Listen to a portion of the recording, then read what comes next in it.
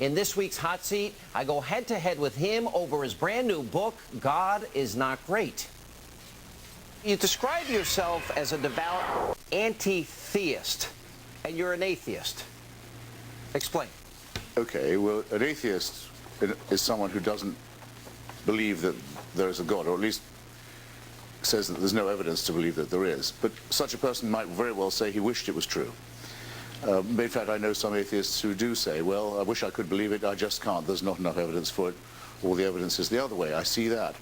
I say I'm an anti-theist because I think it would be rather awful if it was true. If there was a permanent,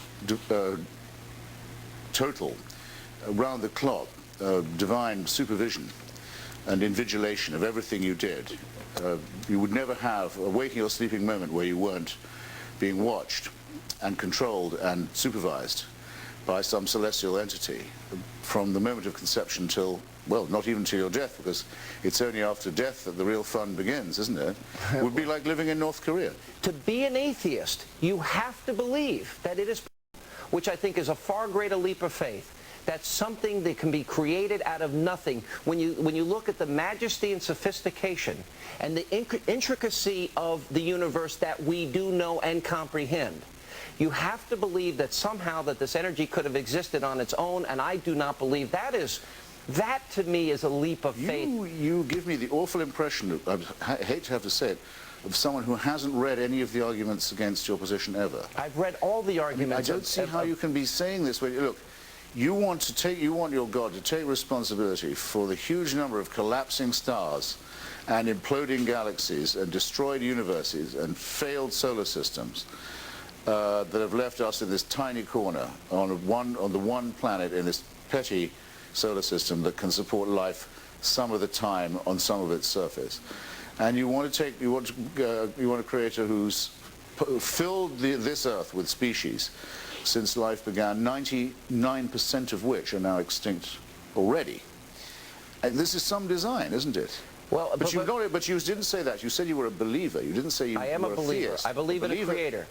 Right, yeah, well, that's where it stops, or you think this creator cares about you too? No, in this concept that I will concede this point, is that human beings, I don't think, fully comprehend or understand the majesty of God, because it's not meant for us to know. But putting that aside here, from your position, when you really think about it, you are believing that there is a possibility, without a creator, that somehow energy has created itself, or that energy predates or any concept of time, and energy that, for example, something that can come out of nothing, because fundamentally there has to be that starting point, or you're saying, or confirming your belief system.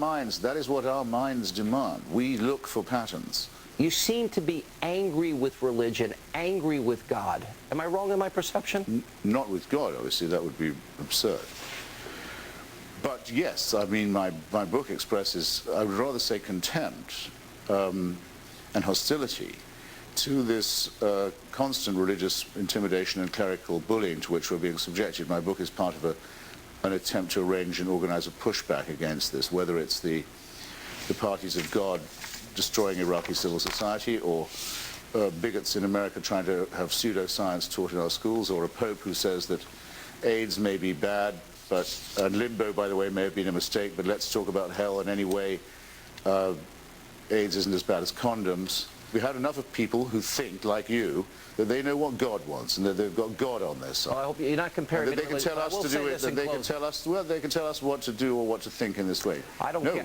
Yes, I am very. There is hostility here, but I will tell you this: you are right, and I agree with actually many of the observations you made about how religion has been perverted and how it is being used for destruction and how it has been unproductive. It is innately irrational. Well, I disagree with that. That's a certain intellectual snobbiness, perhaps, on your part. But let me just say this: but religion that could well be right. Religion also has provided food and water and medicine and supplies and housing, and there has been, in the name of religion, much good that has been done, both in this country and around the world. But if you reduce religion to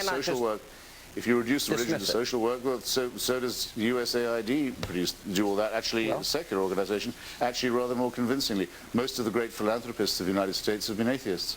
It doesn't prove that atheism is correct. There is a God.